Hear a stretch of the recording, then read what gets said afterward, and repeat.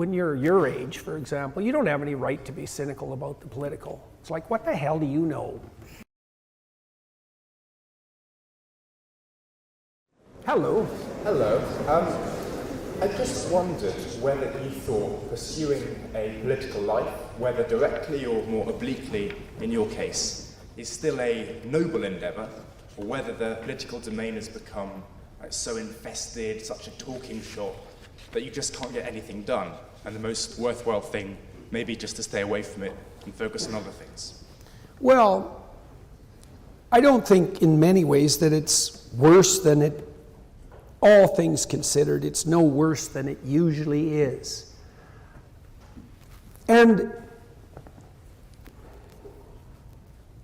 the problem with not involving yourself in the political is that it's dirty work and it has to be done. And if you don't do it, so here's a rule: all the civic responsibility you refuse to shoulder will be taken up by tyrants and used against you. And you might say, well, I'm too moral to involve myself in the political, and you don't have to be all that moral to claim that you're too moral to be involved in the political, but what's the alternative?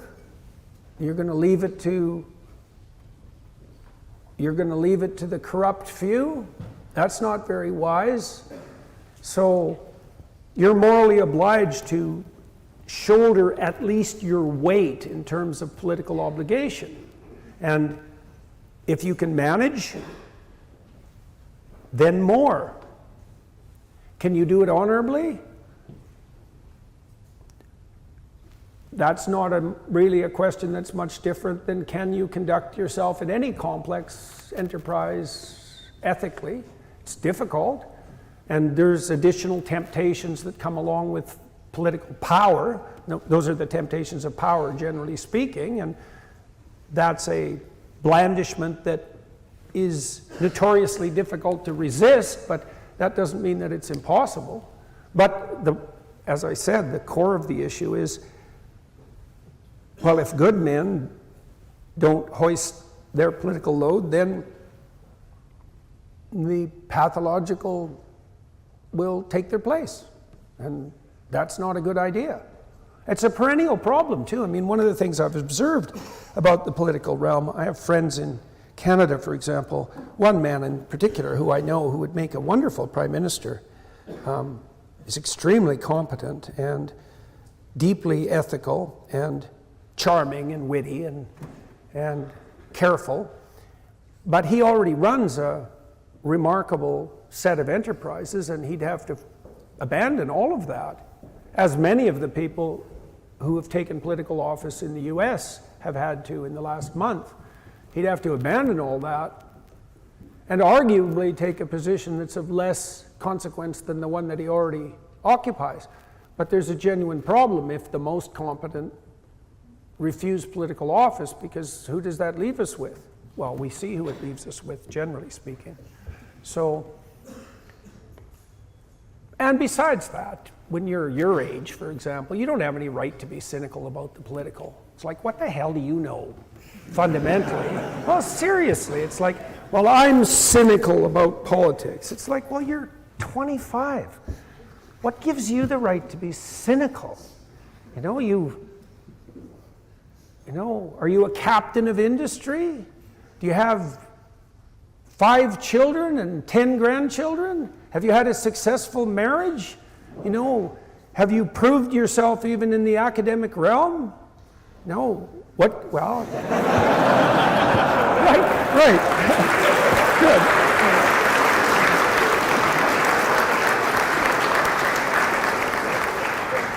So I'll close with an observation in that regard. People move from, if they mature, people move from naivety to cynicism, right? And cynicism is actually an improvement over naivety, because it means that you've opened your eyes to the malevolence, let's say, of the world. The mistake is stopping there, because, well, you could become cynical about your own doubt. I suppose that's the end of that voyage. And you become cynical about your own doubt, and you think, oh, I see, I have a moral obligation to be optimistic. I have a moral obligation to promote a positive view of the future. I have a moral obligation to take on my civic responsibility, despite my cynicism, let's say. And that cynicism might be like your open-eyed appreciation for the corruption of the world. But that's no excuse for not contending with it. And so, contend with it. No, and learn. And see if you're capable of withstanding the temptations of power if it's ever offered to you. And so, that's your responsibility. And you can walk into that with your eyes open, and that'll increase the probability that you'll do it properly. Okay, we'll take the next question.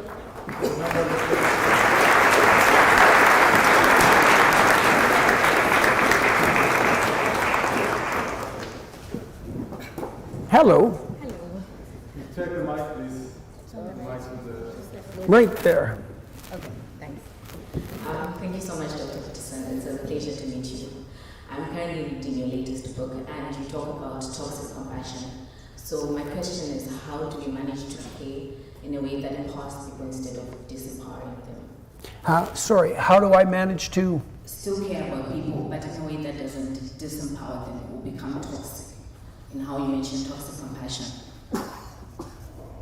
I still can't hear you well because there's feedback in the mic. Just tell me, and I think everyone else heard that. Yes. How do you manage to be compassionate without it being toxic compassion when you talked about Eve? Oh, there we go. How do you manage to become compassionate without the compassion being toxic? That's a really good question. Yeah. First of all, it's a good question because of the admission that compassion can become toxic, right? Well, you can think about this biologically. Let's start with that. So, human beings have the largest dependency period of any animal. And so you could imagine that that could go very badly wrong, right? Because anything difficult can go very badly wrong. And so you could imagine that it takes wisdom to apply maternal compassion with discernment. Okay, now, so here's a conundrum that women are faced with, for example.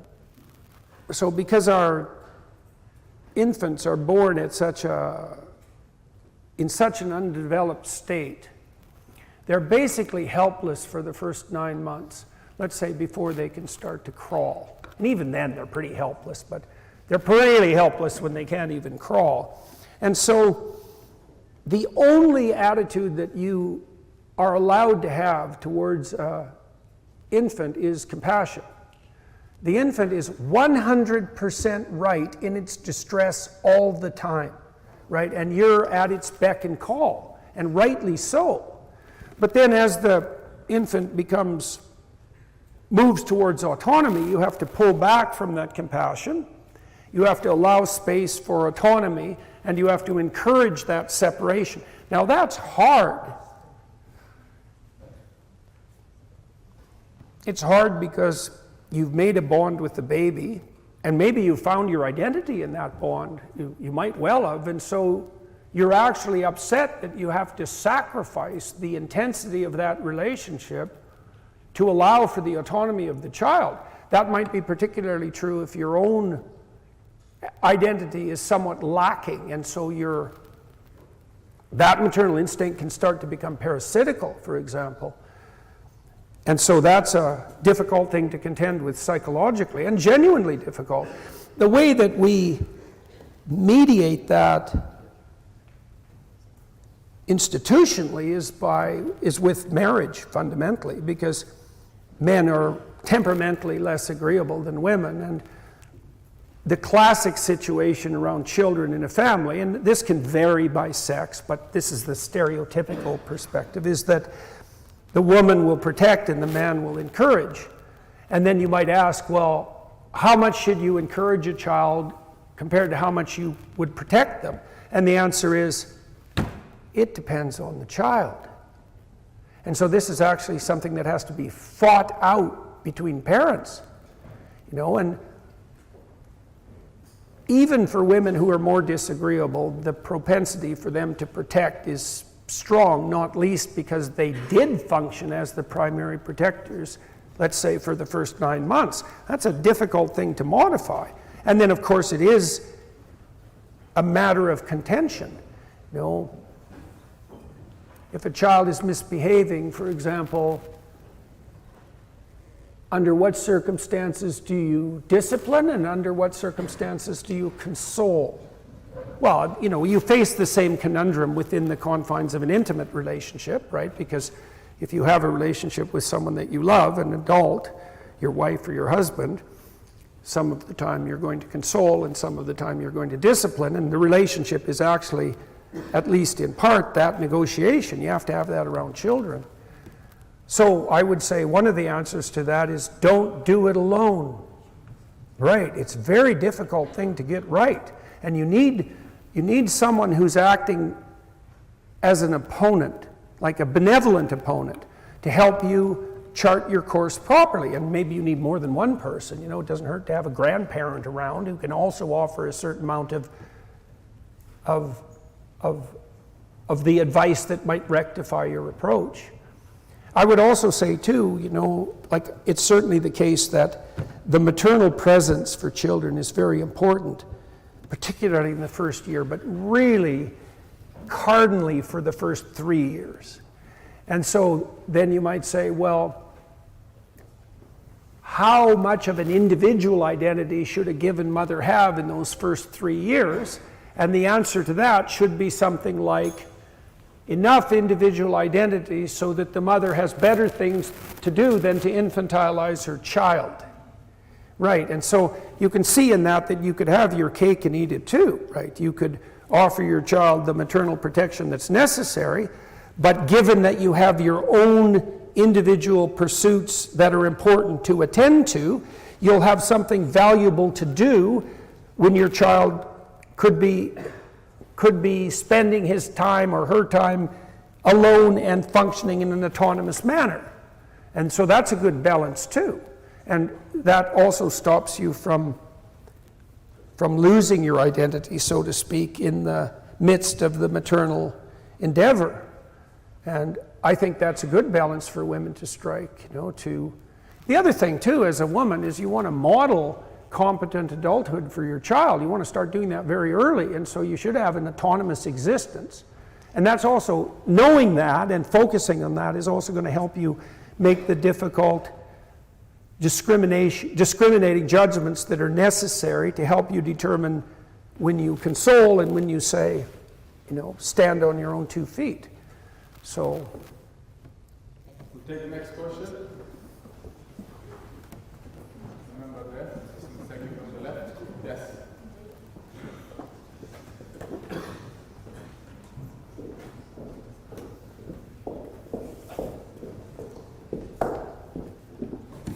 Hello. Hello. In your last interview with Stephen Barrett, you said one very important phrase, which is that... With Stephen... Bartlett. Oh, yes, Yeah. okay. When you said that bad things happen when good men hold their tongue, it really struck me. And I think when I've had in an institution such as Oxford, where I had the optimism that I would come and be able to be very open about my views and thoughts, and I had realized that that is not entirely the case. And the point that I'm getting to is that I am very open, very outspoken about my stance protecting anti-wokeism, as it says. And when I mention your name, for example... Don't do that. there are people who take me aside into the corner and says, Andriana, you cannot say that. You cannot bring that person up. It's like saying Voldemort. Yeah. Mm-hmm. And but I have so many people, so many fellow students here who then confide in me and said, I am not as brave as you to share these views online. I cannot speak freely and I don't feel like I can be canceled, my career can suffer.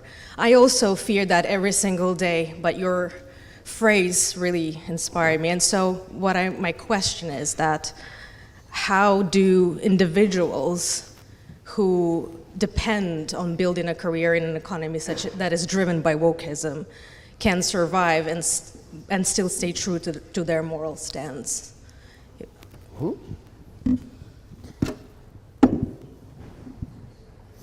So here's a definition of faith. Okay. Faith is the willingness to assume that no matter what happens to you, if you tell the truth, it's the best thing that could possibly happen to you.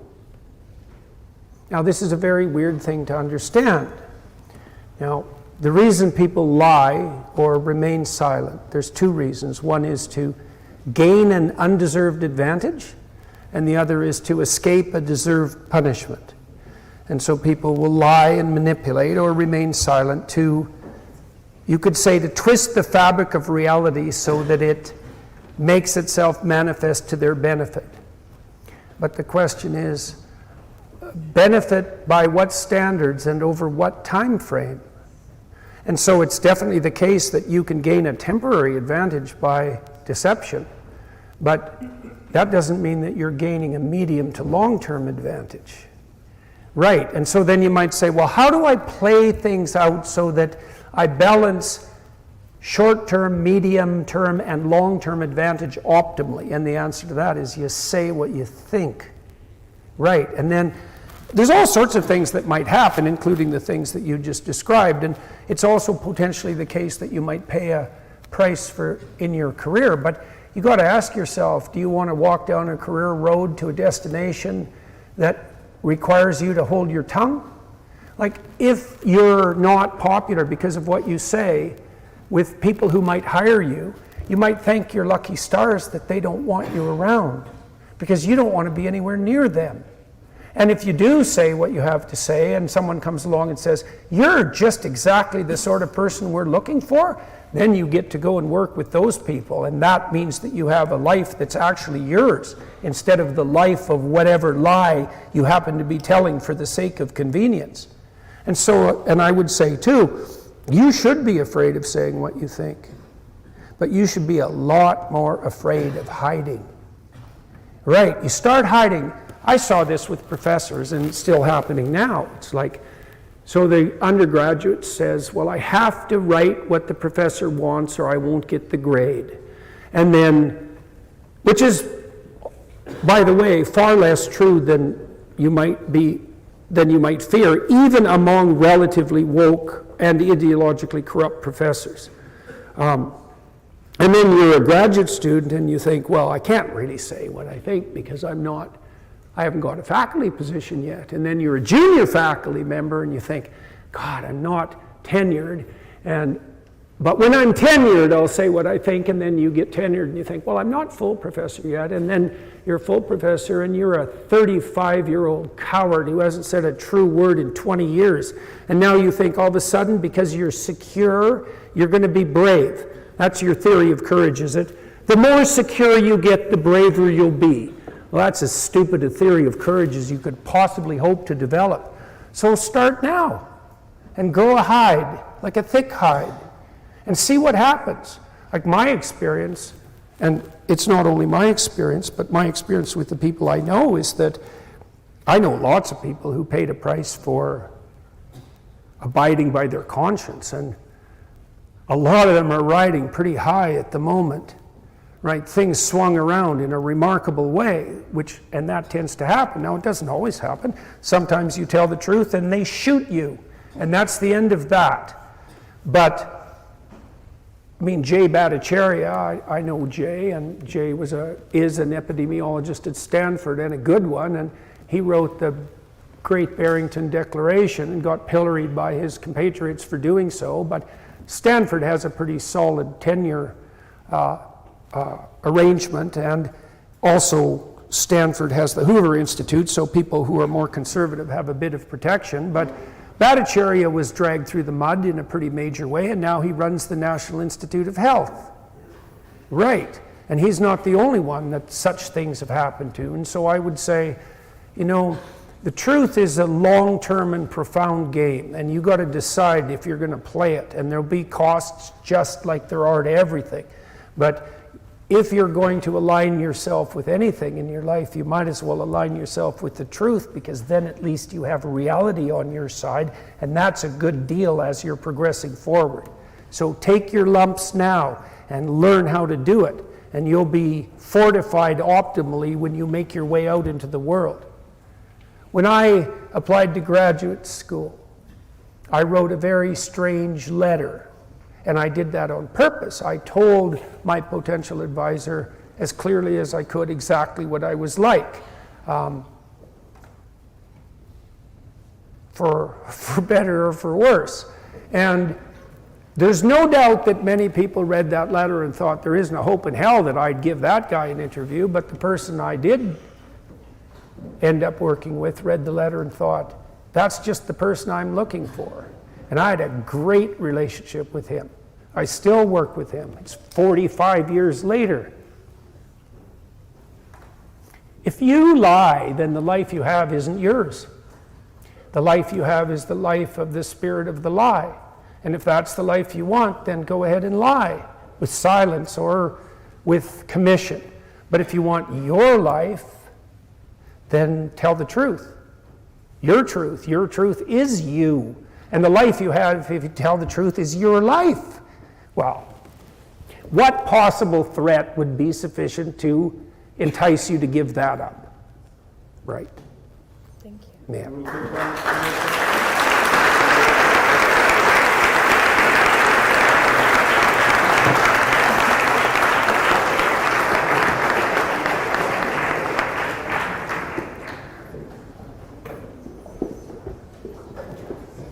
Hello. Hello. Hi, Dr. Peterson. Thank you so much for speaking at the Oxford Union this evening. Can you hear me okay? I can. Okay.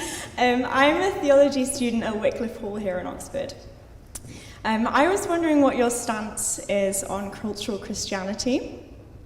And by that I mean the expectation to go to church, to abide by Christian morals, things like that, without necessarily having a personal conviction or pursuing a personal relationship with God. Whilst I see the benefits in cultural Christianity, in that it provides a framework for the structure of society, I wonder if it only goes so far. Do you think there should be more emphasis on developing one's personal relationship with God instead, or as well as cultural Christianity? Well, I would say that... Sorry, I just want, if we can do a short answer, because the time is very short. We can take one more question. A short answer? Thank you. I don't know. And I believe in you. I believe in you can do it. When I was a kid, I used to, 13 years old, let's say, I liked to be cynical about those who attended church, you know, those people who are Christian 1 hour a week and then were ordinary sinners the rest of the time. And when I got substantially older, I realized that aiming upward toward the divine for 1 hour a week is a lot more than not doing it ever. Right, and then I would also say that to some degree everyone who's a Christian is a cultural Christian, because nobody can manifest the full depth of the faith in their own life, right? We all fall short of the glory of God, and so better a cultural Christian than nothing at all, you might say. And then also, doing a good thing badly is much better than not doing it at all. So, and maybe you start with practice and maybe you're not even committed to it, but you at least have the possibility that will grow. You can go to the gym once a month and for 15 minutes, and that's better than nothing. And maybe in 5 years it's 3 times a week and you're in pretty good shape. And so you don't want to be cynical about people's stumbling attempts to make their way uphill. And I would say that's even the case if you're culturally Christian merely to camouflage yourself properly in the cloak that your neighbors expect. At least then you're showing some sign of caring what other people think about what you do, which is part of the hallmark of being social. And so, you know, there's no end to the depth that you can discover if you pursue any genuine conviction to the utmost degree, but, you know, you have to start with stumbling steps forward, and you don't want to be too harshly judgmental about that. Okay, thank you. Yes, Is that short enough? Yes, that's great. Oh, yeah. Right on the spot. Yes, remember that?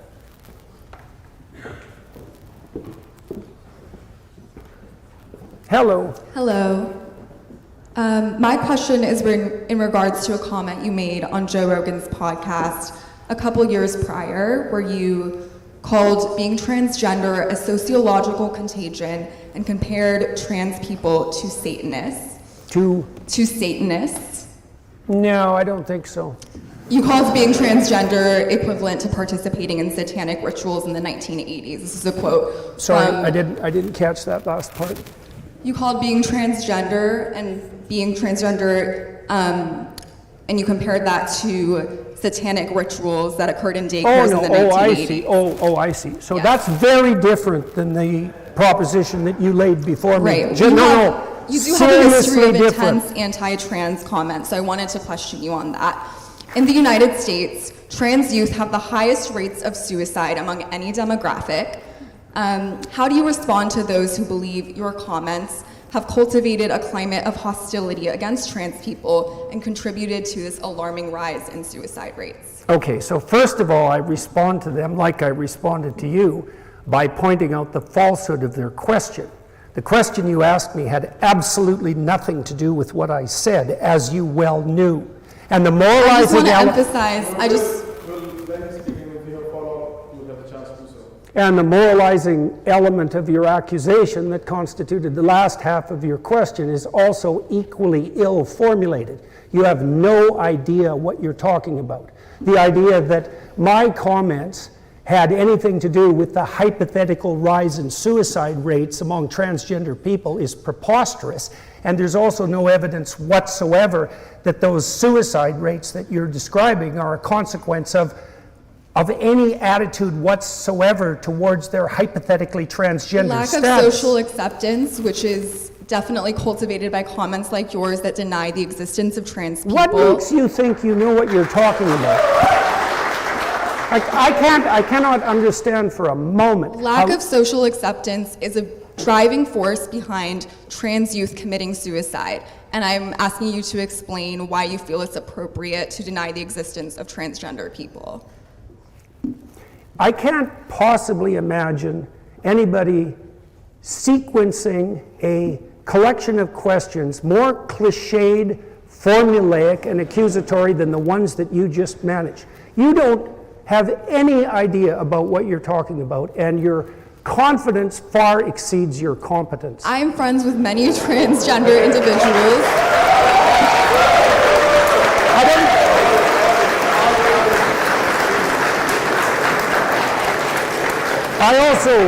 I also don't know who educated you at this fine university, but they're doing a damn dismal job. I would like to, Dr. Peterson, I think one of the things at the Oxford Union we welcome all kind of questions, and I think I would appreciate if the substance of what she's asking. There was no substance.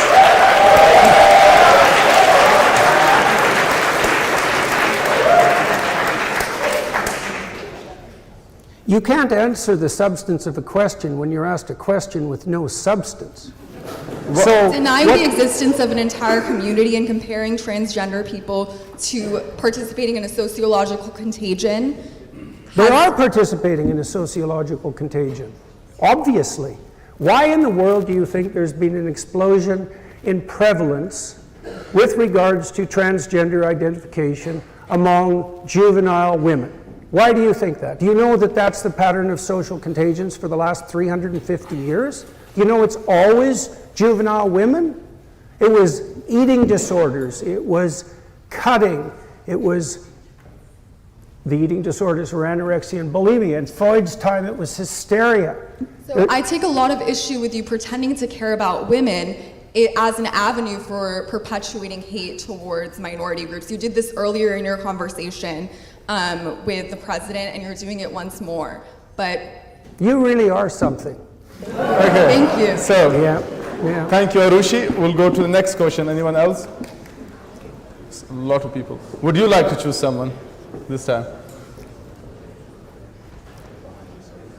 like an accusation of hate, particularly one that's formulated in that manner, that begins with the proposition that I was comparing transgender people to those who participated in satanic rituals, which is not at all what I said or meant on the Joe Rogan special, is not a question with substance.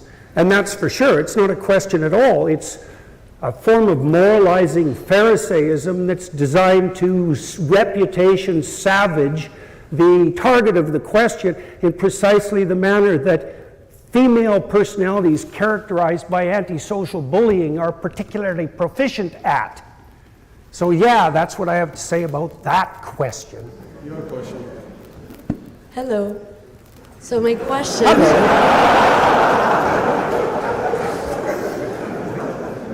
My question is, where do you strike a balance between the individual versus the influencer or the head of state when it comes to freedom of speech?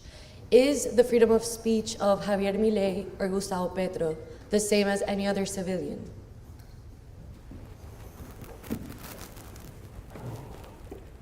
I don't know exactly what you mean by the same. Do you mean of the same value? Do you mean of the same legal standing? I'm not sure what you mean by the same.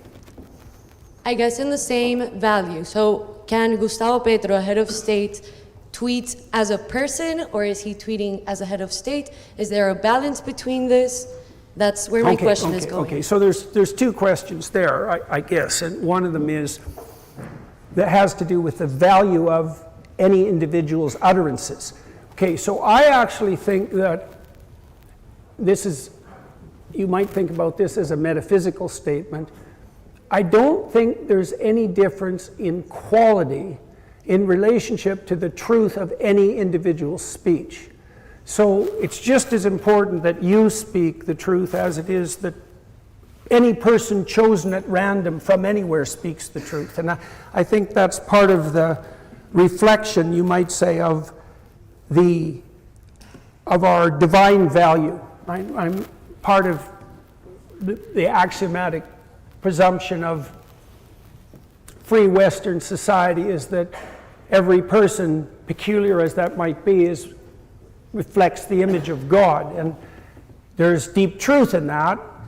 It's no different really than speaking metaphysically about the ultimate value of each individual, and what that means is that the relationship that each of us has with the truth has a world-redeeming quality, and that's regardless of your position.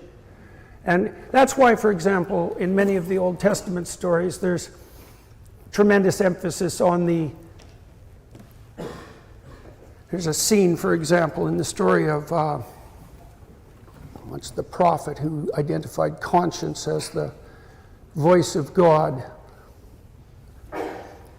A widow is contrasted with Jezebel, who's a queen, and the widow conducts herself, despite her poverty, in a hospitable and truthful manner, and in so doing indicates her moral superiority in the genuine sense to the corrupt queen. And that story is a reflection of the fact that even when someone who is lowly pursues the truth in the course of their individual pursuits, that is part of the force that sets the world straight. And I think that's true. Now, having said that, I would also say that you're responsible to have your impulsive proclivity with regard to what you might say, bounded by recognition of your social responsibility. And so if you're the CEO of a corporation or the leader of a country, you have to conduct yourself in a manner that's commensurate with that role, particularly if you adopted it voluntarily. And so it isn't as if Millet, for example, if his right to free speech is truncated, it's that as a responsible head of a complex organization, he should govern his tongue in accordance with his responsibility. Right. We'll take one last question from the audience. Just the member there behind the photographer. Yes.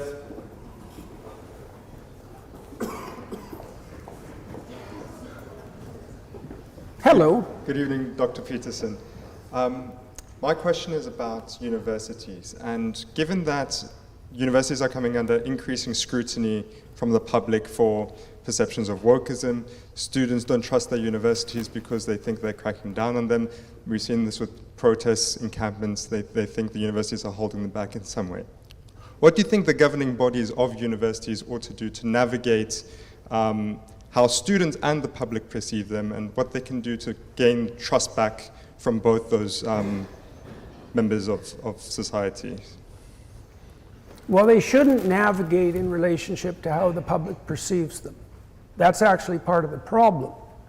Just as you shouldn't navigate through the world in relationship to how you're perceived. I mean, that doesn't mean you shouldn't care what other people think. You should care about your reputation, but you shouldn't be attempting to game the system to your reputational advantage, which is what people tend to do if they're strategizing or maneuvering for the sake of public relations. Like, what you should do is conduct yourself in accordance with the dictates of your conscience and let the cards fall wherever they will. And if universities do that, then they'll regain the trust of the public. They had the trust of the public for a long time. You know, when I worked in Boston in the 1990s, for example, or at McGill before that, for that matter, Harvard had a stellar reputation, and it was well deserved because by and large it was conducting itself as a truth-seeking enterprise. And I could see that at all levels of the university. Like, the undergraduates were committed, top quality students, they were forthright in their intellectual endeavors, they were upward striving, there was a culture of meritorious attainment. The junior professors were the hottest young minds that could be gathered from the multitude of universities across the world, because Harvard was a very attractive place to work. The senior faculty were genuinely educated and erudite and committed to their work, such that if we had faculty meetings, everybody tried to get them over with as fast as possible so they could go back to their labs. And the administration, by and large, served first the undergraduates and then the senior professors, and instead of themselves, let's say. And so that was working like a charm. And that wasn't that long ago. I mean, it's 30 years now, so it's getting to be some time, but there's no reason the universities, in principle, the universities could return to such conduct. It strikes me as rather unlikely. That might be, I think Oxford and Cambridge have a crack at it, possibly, because of the way your institutions are formulated with that collegiate independence, which gives them a fighting chance against a centralizing administration of woke mob, let's say. It's trickier in the United States and in Canada, and for the life of me, I can't see how the universities, in essence, can be salvaged, not least because first of all, they're hyper-dominated by the administration, which was itself subject to a coup by the progressive mob, and the professors, by and large, are tilted so strongly towards the left that, given their tenure, I can't see how that can be reversed or even ameliorated. Like, it shouldn't be reversed because you want a diverse range of political opinions at a university, but it should be at least balanced, and I can't see for the life of me how that's possible. What, are you going to fire half the faculty? No, definitely not. And even if you wanted to, where the hell would you find the new professors to replace them? So the university shouldn't be concentrating on their reputation per se, and manipulating public opinion to get back in their good graces. They should return to their truth-seeking mission and let the cards fall where they will. And it isn't obvious to me at all how that's going to happen. I will interrupt here. I think this is the last question we will take from the audience. And before that, we close this ceremony. I just have one final question, which is, what is the biggest issue you have been wrong about? What do you think?